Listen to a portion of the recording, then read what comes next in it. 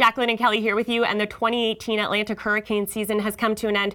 Jacqueline, what a season it was. Two memorable storms that stick out. Florence and Michael, you were down chasing both of them. I sure was, with Mark Robinson. And let's go back to when we were looking at the forecast for the hurricane season. The National Hurricane Center actually put out a average year or even slightly below average year forecast. That is not what we ended up with. We ended up getting 15 named storms, Kelly, 8 of which were hurricanes and 2 were majors. A normal year for named storms is about 12, so we were just above that normal.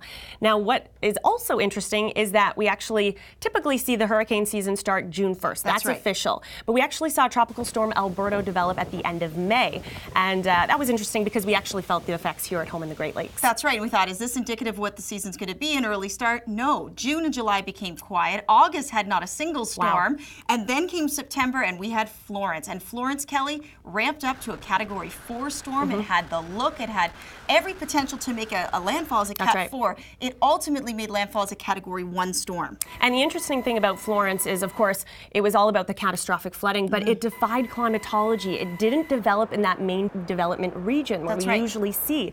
And basically, because you can see this pattern, this blocking Atlantic ridge forced Florence right into the Carolina coast and allowed it to stall there for days. That's right. And you're looking at the radar here. These feeder bands dropped over 900 millimeters of rain to this area. How does that compare to Harvey, for example? That would be 1,500 millimeters in Harvey, so a lot more, but a very impactful storm. At one point in the Atlantic Basin, there were 4 storms on satellite this year. And we haven't seen that since 2008, so that's something interesting.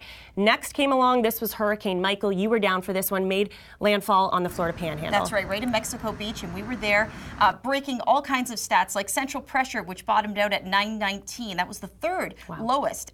We also had the 4th strongest in terms of its maximum sustained winds, and of course the strongest to hit the Florida Panhandle. So, of course, this hurricane season certainly was memorable.